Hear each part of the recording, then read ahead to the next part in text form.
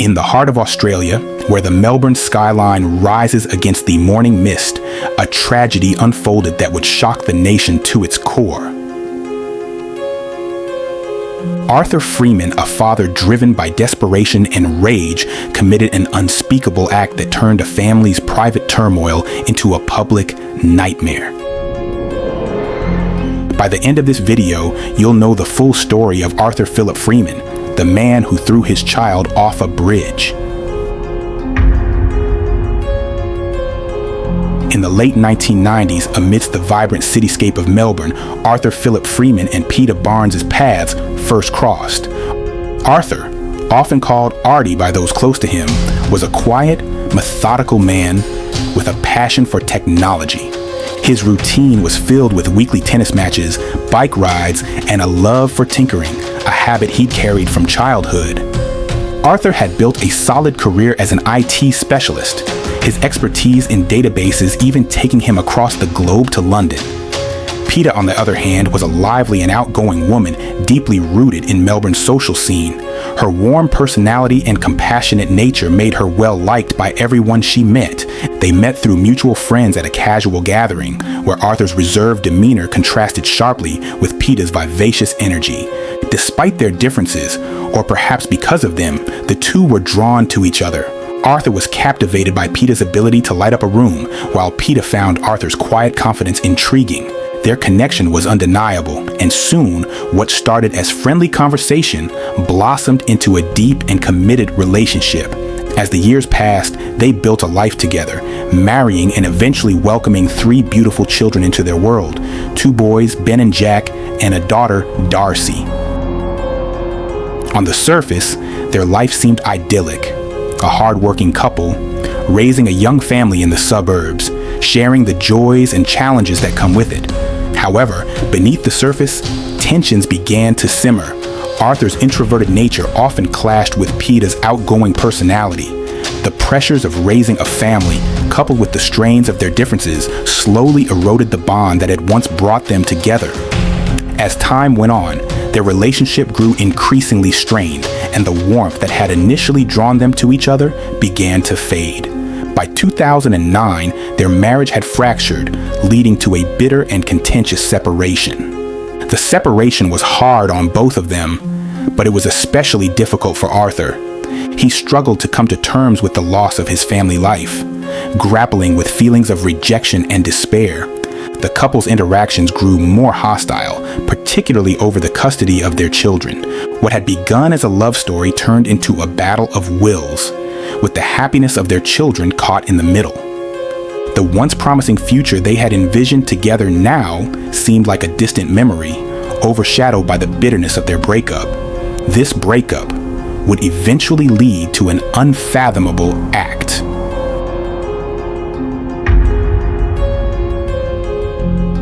Following their separation, Arthur Phillip Freeman and Peter Barnes found themselves entangled in a bitter custody battle that would become the focal point of their lives and ultimately lead to an unimaginable tragedy.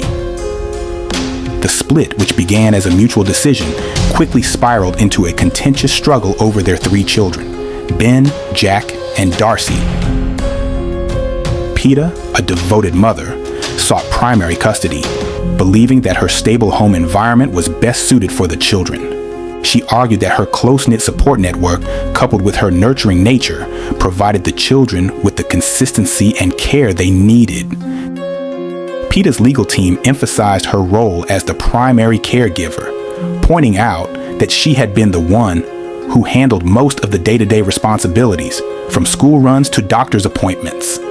Arthur, however, was not willing to relinquish his role as a father.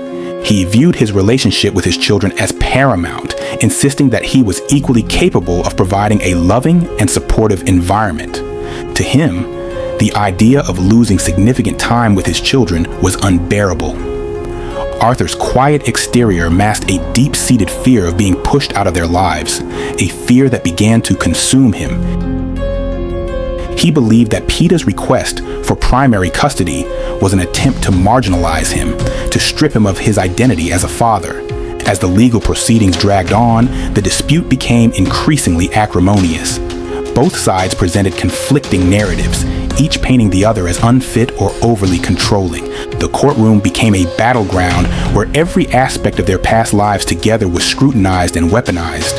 Friends and family were drawn into the fray, testifying to the character of each parent, while the children's best interests were debated in the cold, detached language of legal argument.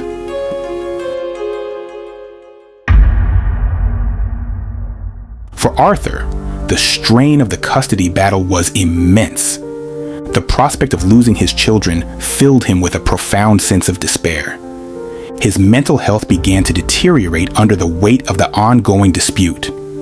He became increasingly isolated, consumed by the belief that the legal system was unfairly biased against him. In his mind, the situation was spiraling out of control, and he saw no way to regain the life he once had. Peta, meanwhile, was equally distressed by the toll the custody battle was taking on her children. She was deeply concerned about the emotional impact the dispute was having on them, as they were caught in the middle of their parents' struggle. She worried about Arthur's deteriorating mental state, yet she felt powerless to protect her children from the growing tension. Every court appearance, every legal filing seemed to drive a deeper wedge between the two parents, making reconciliation or compromise increasingly impossible. As the legal fight intensified, the cracks in Arthur's psyche widened. His once methodical approach to life began to unravel, and he started to exhibit signs of paranoia and extreme distress. Friends and family noticed the change, but their concerns went largely unheeded. Arthur's desperation grew, fueled by a toxic mix of fear, anger, and a profound sense of loss. It was a downward spiral that no one fully understood until it was too late. The custody battle, which was supposed to determine the best arrangement for the children's future, instead became a crucible of despair. It set the stage for the tragic events of January 29, 2009, when Arthur Freeman, in a moment of unimaginable anguish, committed an act that would forever alter the lives of everyone involved. The custody dispute that had consumed so much of their energy and emotions would be overshadowed by the heartbreaking consequences of that fateful day, leaving a scar on all who had been touched by the tragedy. As the custody battle between Arthur Freeman and Peta Barnes dragged on, the court mandated that Arthur undergo a psychological evaluation to assess his mental state and its impact on his ability to parent. Arthur's interactions with the psychologist would later be viewed as a critical turning point, one that foreshadowed the tragic events that were to come. During his sessions with the psychologist, Arthur presented as a man under immense strain. The toll of the prolonged custody dispute was evident in his demeanor. He was tense, anxious, and increasingly paranoid. He expressed deep frustration and a growing sense of helplessness, convinced that the legal system was biased against him. The psychologist noted that Arthur seemed fixated on the idea that he was being unfairly targeted, and that his role as a father was being systematically diminished. His thoughts often circled back to feelings of betrayal, both by Peta and the court system. Arthur's mental state was deteriorating, and the psychologist recognized the signs of severe stress and depression. However, despite these warning signs, the psychologist's report to the court highlighted Arthur's deep love for his children and his commitment to being a part of their lives. The report was nuanced, acknowledging both Arthur's emotional distress and his genuine desire to remain an active father. Nevertheless, the psychological evaluation did not paint a picture that was entirely favorable for Arthur. The psychologist expressed concerns about Arthur's ability to cope with the pressures of single parenthood given his fragile mental state. These concerns were included in the final report, which was submitted to the court as part of the custody proceedings. When the court ruling was handed down, it reflected the psychologist's findings and leaned in favor of Peta Barnes. The judge granted Peta primary custody of the children, with Arthur receiving limited visitation rights. The ruling was a devastating blow to Arthur, who had fought tirelessly to retain a significant role in his children's lives. In his eyes, the ruling confirmed his worst fears, that he was losing his children and that the system had failed him. Arthur's reaction to the ruling was one of profound despair. Friends and family later recounted that he seemed to withdraw further into himself after the court's decision. The man who had once been steady, if introverted, was now consumed by a sense of hopelessness. The ruling felt like a final, crushing defeat, erasing any hope he had of maintaining the life he had known. In the days leading up to January 29, 2009, Arthur's behavior grew increasingly erratic. He became obsessed with the idea that his children were being taken away from him and that he was powerless to stop it. Those closest to him could see that he was spiraling, but no one could have predicted the catastrophic outcome that was about to unfold.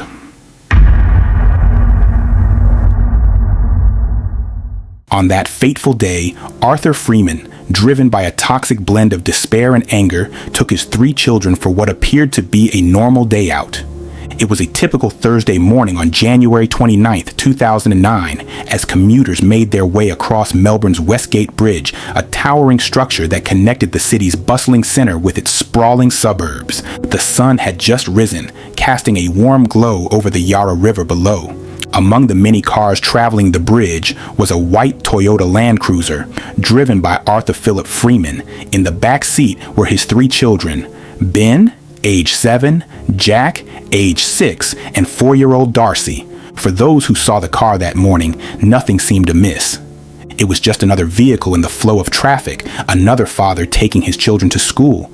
But inside that car, Arthur Freeman's mind was consumed by a dark and desperate turmoil.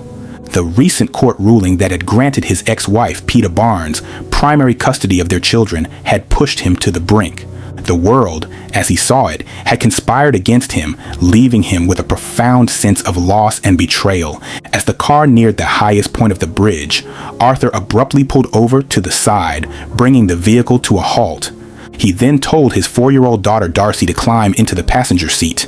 Lifting her into his arms, Arthur carried her to the edge of the bridge. In a moment that defied comprehension, this father threw his daughter over the railing, sending her plummeting 58 meters into the cold waters of the Yarra River below. The act was so sudden, so shocking, that it took a few seconds for those nearby to register what had happened. Arthur, meanwhile, returned to his car as if nothing had happened. He got back into the driver's seat and calmly drove away, with his 2 sons still in the back seat. Not fully aware of the fate that had befallen his sister, 7-year-old Ben repeatedly told his father to go back and get Darcey because she could not swim. The vehicle resumed its journey, moving steadily through the morning traffic as if nothing out of the ordinary had happened. But for Arthur, this was the beginning of a dark and tragic descent into the aftermath of his unimaginable decision. Arthur drove straight to the Melbourne Magistrates Court, where he was scheduled to attend a family court hearing. The court was a familiar place to him. He had spent months in and out of its halls battling for custody of his children. But on this day, Arthur wasn't arriving as a father fighting for his rights. He was arriving as a man who had just committed a horrifying crime. The drive to the courthouse was uneventful.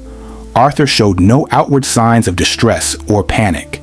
He parked the car in a nearby lot and walked into the courthouse with his sons, holding their hands as they made their way inside. The normalcy of the scene, Arthur entering the building with his children in tow, was a stark contrast to the horrific act he had just carried out. To anyone who saw them, they appeared to be just another family attending a routine legal proceeding. But as soon as Arthur entered the courthouse, the facade of normalcy began to crack. Within minutes, news of the incident on the Westgate Bridge had spread, and police officers were on high alert. Unbeknownst to Arthur, witnesses on the bridge had already called emergency services, and the search for Darcey had begun. The description of the vehicle involved in the incident had been broadcast over police radios, and it wasn't long before officers realized that the man they were looking for was inside the courthouse. They approached Arthur calmly, asking him to step outside for a word. He complied without resistance, leaving Ben and Jack in the care of court staff. Although unresponsive, Arthur was visibly shaken while showing signs of withdrawal. As they led him away, the reality of what had happened began to sink in for those who had interacted with him. Peter Barnes, upon hearing the devastating news, was overwhelmed with grief and disbelief.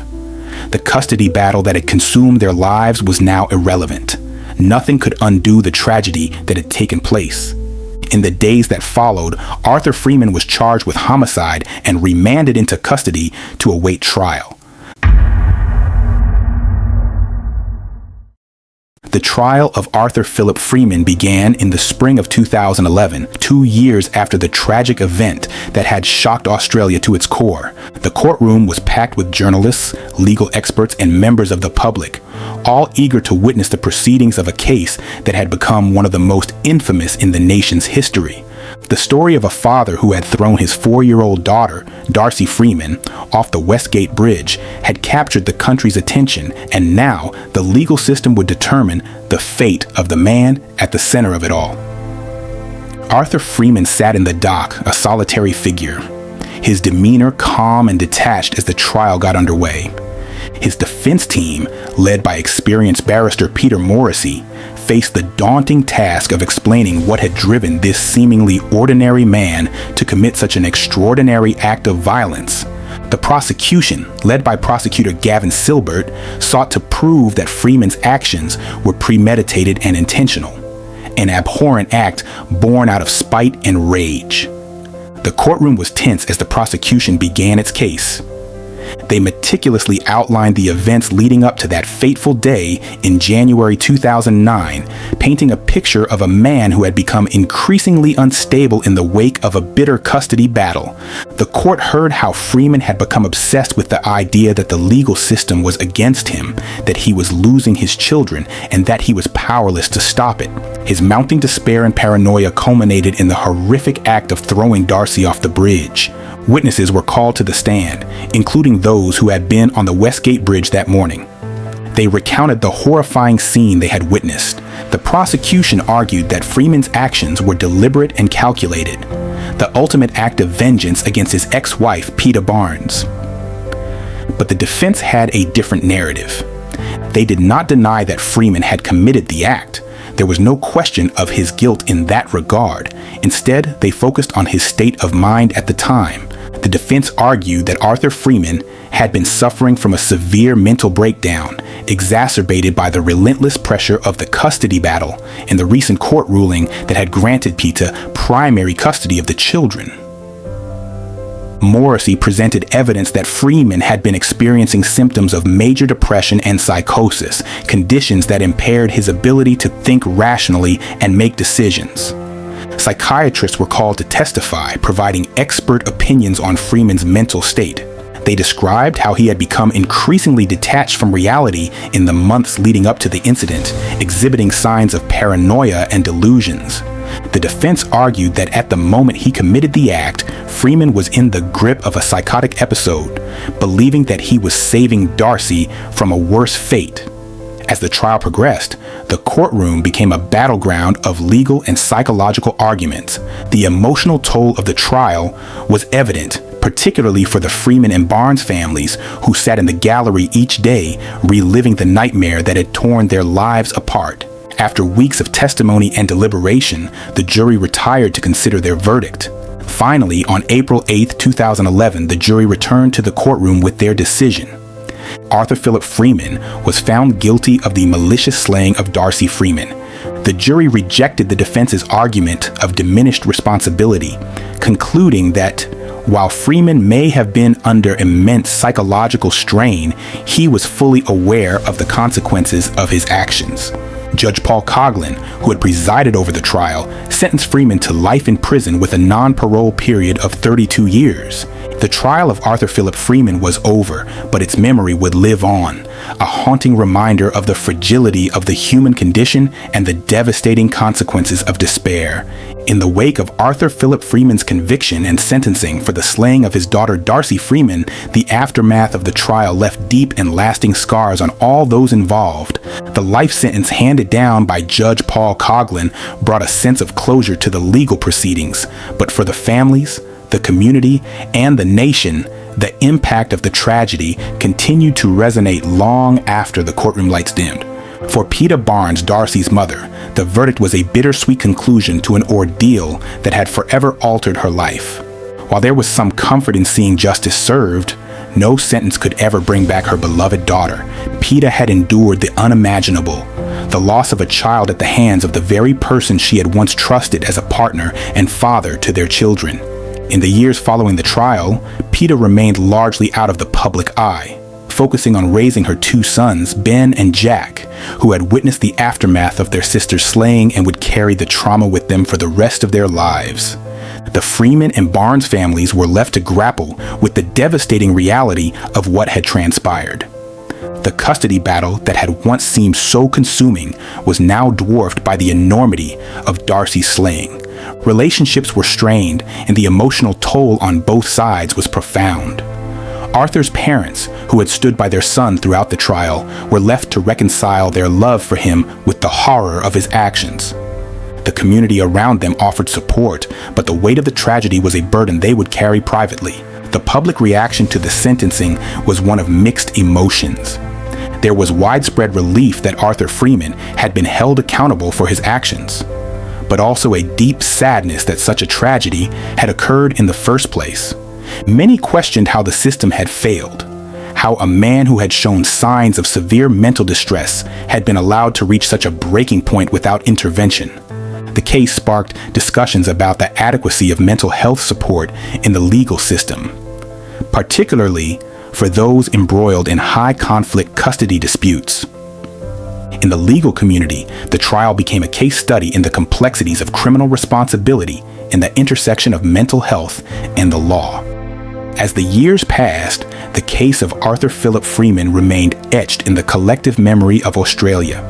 It served as a haunting reminder of the potential consequences of despair and untreated mental illness, and as a call to action for a society to do better by its most vulnerable members.